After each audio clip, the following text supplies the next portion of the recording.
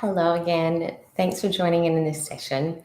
Today we'll be talking about self-love and the journey that I went on in regards to looking at just reframing how I looked at myself and how I looked at my body and how I could just recultivate this newfound sense of worth and worthiness in myself, in the inner beauty, in the outer beauty, and really coming home to just removing those narratives that we've been speaking about our worth, about not feeling good enough.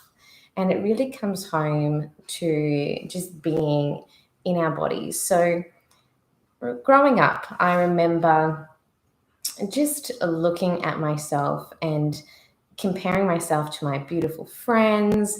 I had these beautiful tall friends, me being Filipino, I was like the little short cute one. And I was always like, oh, I've got the cute factor. And I was always like, oh, Marie's so little and cute. Oh, she's just so cute, And so I kind of had this mentality, and I would always kind of go, well, good things come in small packages. And it was almost like this mindset of, oh, because I'm small, then I had to explain to people my worth, and that because I'm small, there's still goodness in me. So this good things come in small packages line was almost like me wanting like having others value my worth, and that self-judgment of me trying to, tell myself that I was worthy. And so, yeah, this mentality of comparison that we develop when we're teenagers and girls. I always remember as well another good friend of mine, who was school captain, and she's so beautiful, and she was like almost my enemy in a way. Like, she's my best friend, but it was like I was always competing with her and to try and be better than her in some regard. And so I found through my art and through my dancing that these were skills that I had that she didn't have. So that was always my extra little go-to. And she had this beautiful handwriting. She still does. And, there was this side, and this comes to that sisterhood, and the jealousy that's deep within that sense of sisterhood. And again, comes back to these narratives of self-worth and worthiness amongst each other and ourselves. And so it's been quite a process for me to even look in the mirror and look myself in the eyes. I was challenged to do an eye gazing activity, and this is something that I'm going to challenge you to do.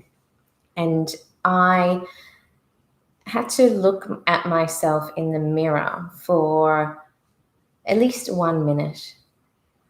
And that 1 minute was really hard to do, to just give myself eye contact and look into the depths of my own eyes and soul.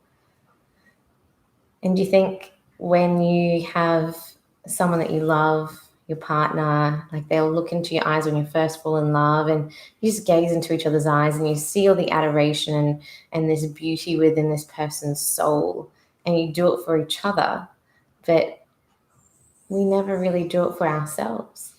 And so being able to look at all of me without makeup, without all the extra stuff, and just me raw and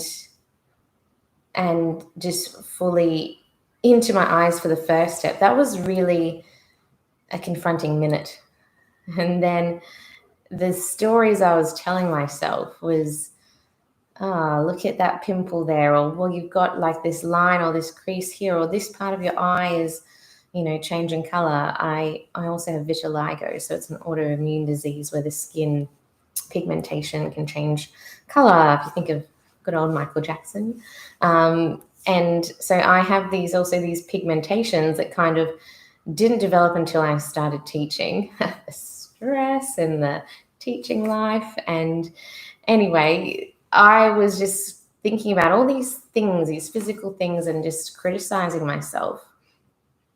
And in that eye gazing thing, I noticed that. And something that, I tell my students at school, when was the last time you told yourself how awesome you are? When you told yourself and you looked yourself in the mirror and like, yeah, damn, I look good today. Or like, I really love you. Like, I really do.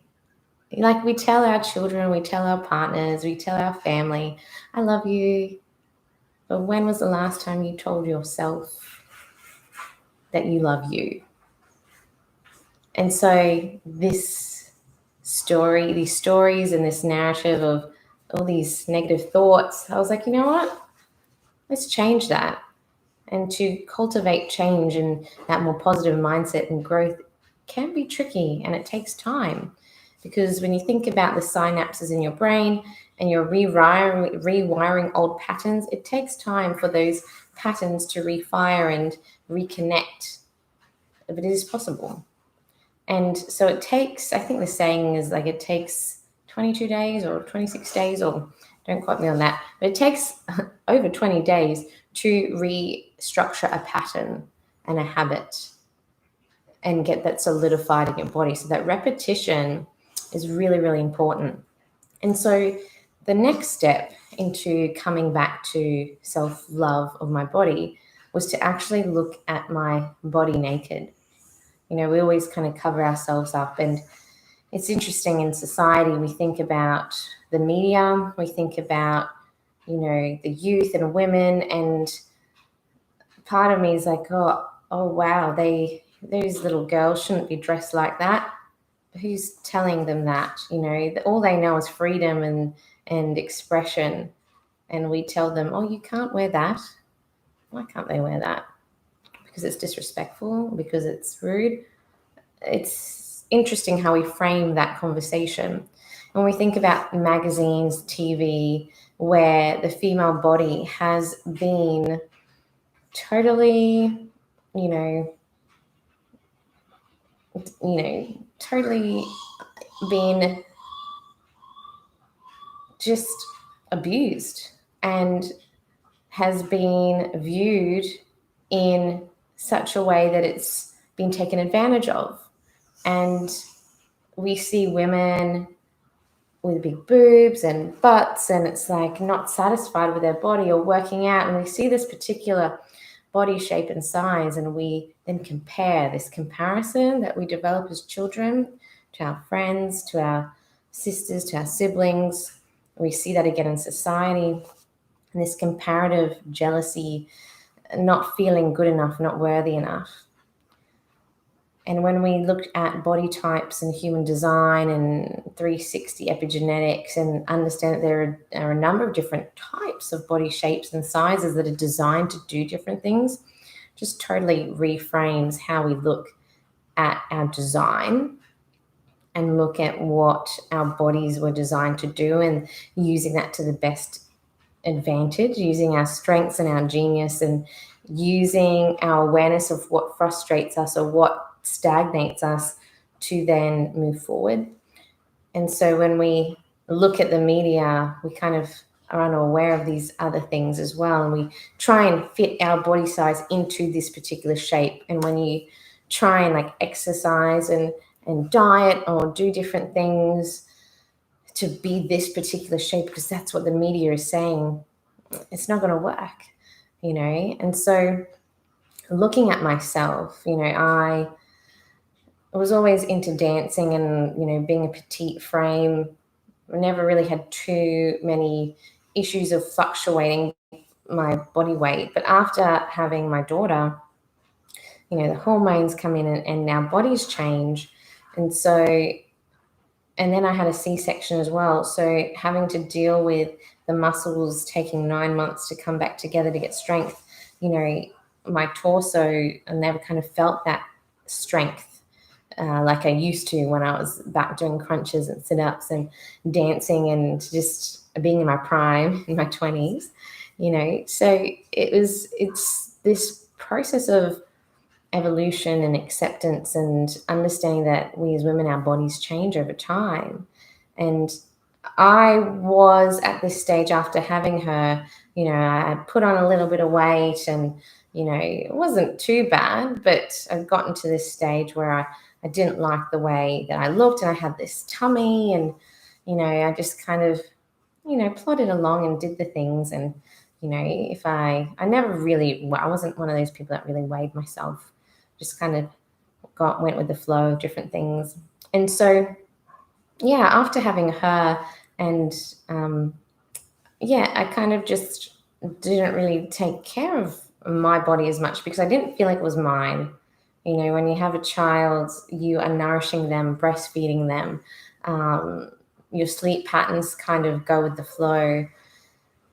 And you're just eating wherever you can. Well, I found that I was just snacking on different things or having chocolate here and there and coffees and whatnot. And I wasn't really nourishing myself, my body, and changed some habits along the way. But I still couldn't look at myself fully, coming back to looking at myself in the mirror.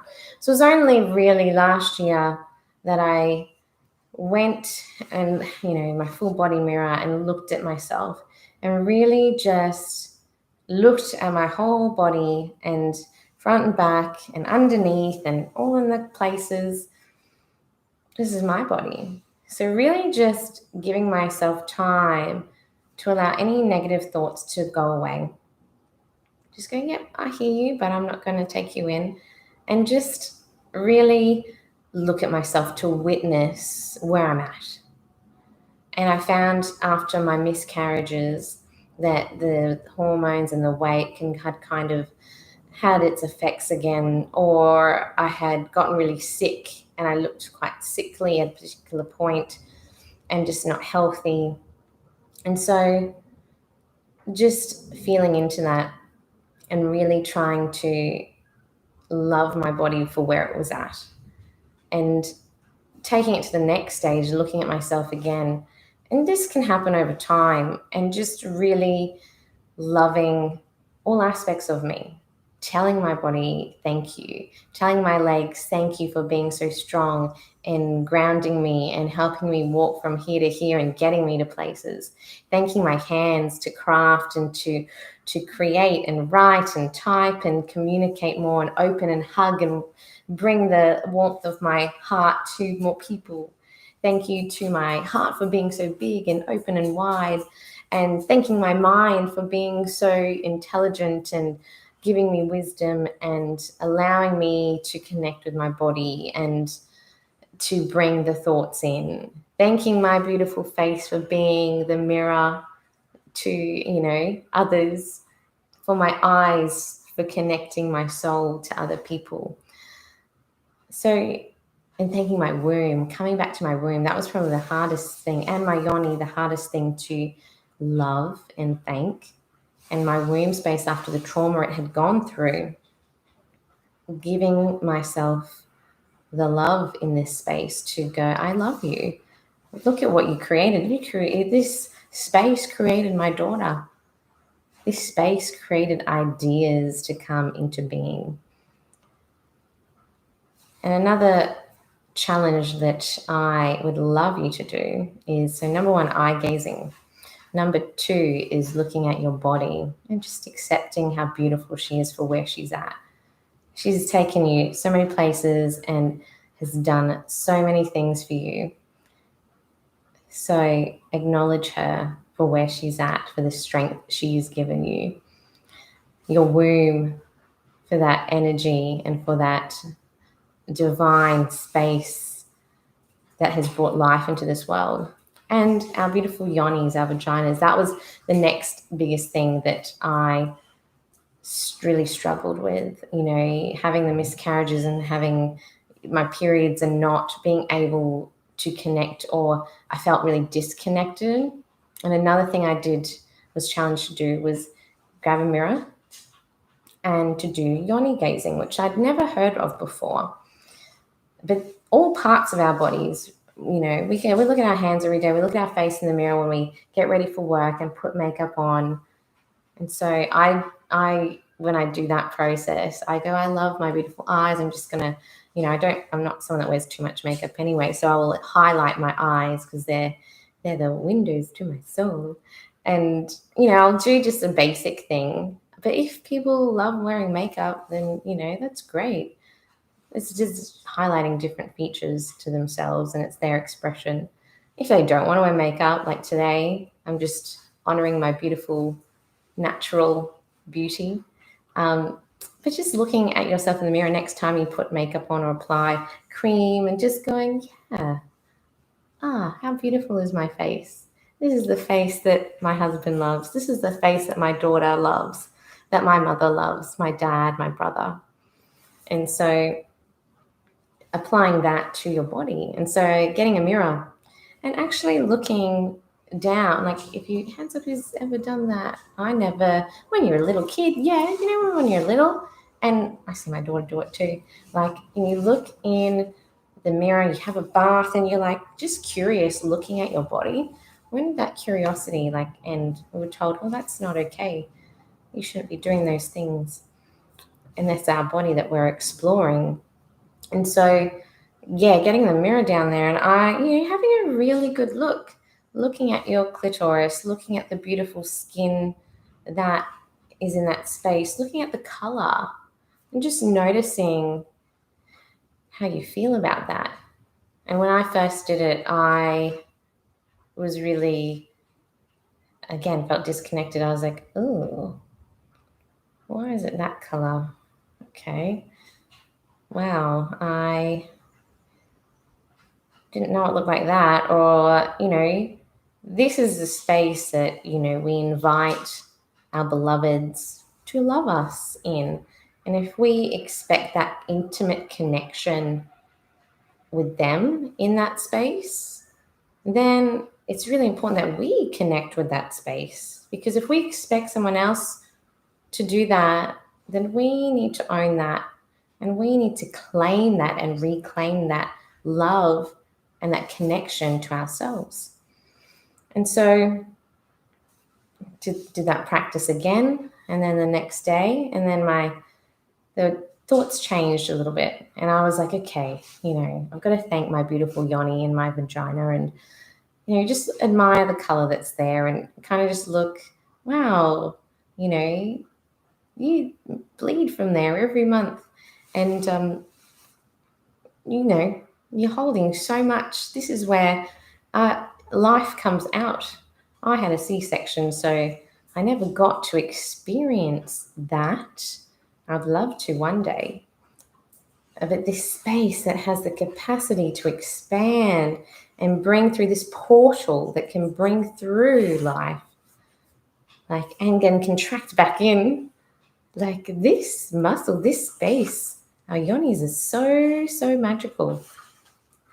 And just reframing that within myself gave me a new perspective. And so coming back to yoni love and coming back to this beautiful space, I was also challenged to give myself pleasure. And after 36 years, growing up, that's not allowed. You shouldn't do this. Or this is, you're naughty and that's sinful if you do that.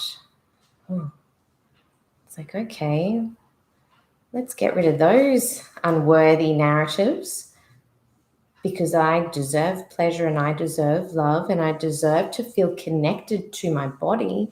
Because if I can't touch myself, if I can't connect to my body and love myself fully, then how can somebody else love me fully? And so this has been a really big learning curve for me to connect back into that yoni space. Because again, my lips were very numb, and I chose to do a number of different things to reconnect it and be more natural. So I use a lot of period underwear now. I try not to use pads if I don't have to. If I do use pads, I try and buy the eco-friendly bamboo ones. I also invested in a menstrual cup, So I think, in understanding the power of our blood and, and seeing that get wasted down the toilet in my menstrual flow, I have been just putting that out into the garden, because the garden will love it, back to earth. And yeah, just being able to resensitize that space, bring her back to life, bring back the feeling and the wisdom in that space. Who would have said, there's wisdom everywhere in our bodies. Our bodies are so wise. This vehicle is so wise if we listen to it. And our yonis and our wombs, they tell us stories. They tell us things that we need to be aware of and listen to within our bodies. There's a whole ecosystem down there. We've got to look after it. And so in looking after it, this is a pleasure center as well. And so reframing my relationship with my yoni space, it's taken months. I started with a yoni egg. So if you've never heard of a yoni egg, if you go back into ancient Egypt times, these eggs, they're crystal eggs that you can insert. And when you think about your your yoni canal, there are lots of pressure points in there. So for me, it was originally connecting to those pressure points to allow, because it connects to all parts of our organs as well. And so when I could connect back and hit those pressure points, it actually reactivated a lot of the moisture and the juiciness that is meant to be flowing in there to have that healthy ecosystem. I found myself, I was really dry, plus dehydrated, and that was reflecting in there. So having intercourse when I was trying, again, there was lots of dryness, and it was really not pleasurable, and it was painful. I was like, wow, this shouldn't feel like this. Where were the days where things were just juicy and lush? And back when I was in my 20s, why can't I have that again now? So being able to reactivate that within me and harmonize that ecosystem and the energy in those centers, so that the yoni egg, you can get some with drilled holes in it, so you can put some special string, which is designed for it, that you can pull out like a tampon. So it actually, if you leave it in there, it will activate all of these pressure points to connect with your energy systems, to connect with your organs and your body, and just to bring in that pleasure and bring in that softness and connection to your body. So that was one of the first things I did for myself. And another thing I did was, only just not too long ago, was I invested in a beautiful wand, because I wanted to know and this is a curiosity in me, why does that point hurt there? And what's that connected to? That's connected to, where do I feel that? So I used the wand to just massage and to connect deeper and notice, where do I feel pressure points and pain? Where do I feel pleasure and, goodness? So it was just this curiosity of not going into that sense of masturbation, but just going into this curious, let's feel into my body. This is my space. If I don't know all parts of me, I vowed to understand myself fully in my body, not just mind and spirit, but mind, body, and spirit, and being able to come back to my home and come back to knowing all parts of me and why my body is talking to me in this particular way. And so being able to release that, again, it connects back into your parasympathetic, and it hits the vagus nerve, which relaxes your body and allows the energy to flow. So when I was speaking about sacred union and this understanding of when we come back to the holy grail within us and come back to the space, we can then harness that energy, that sexual energy, and bring that up into our body and bring that up into our pineal gland and bring that into intention of opening up for love, or opening up for new ideas to come through, or opening up for wisdom, whatever that may look like. and we can use that energy within us. So this whole mindset of reframing my relationship with myself and loving myself fully came with a lot of curiosity and came with a bit of speed bumps on the way, and me recognizing where there was resistance and me questioning, well, why do I resist that? This?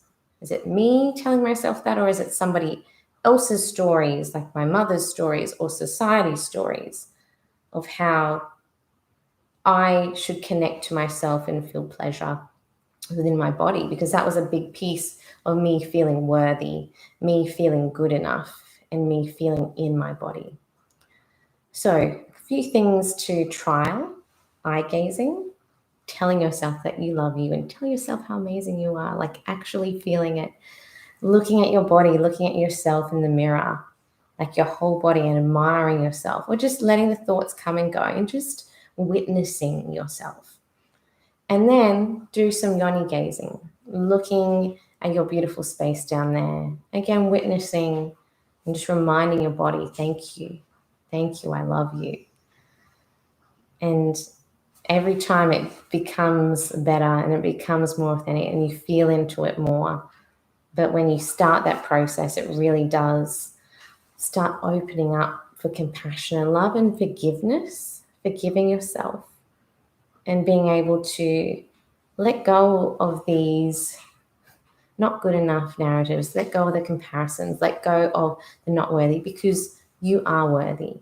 You are good enough. You are divine.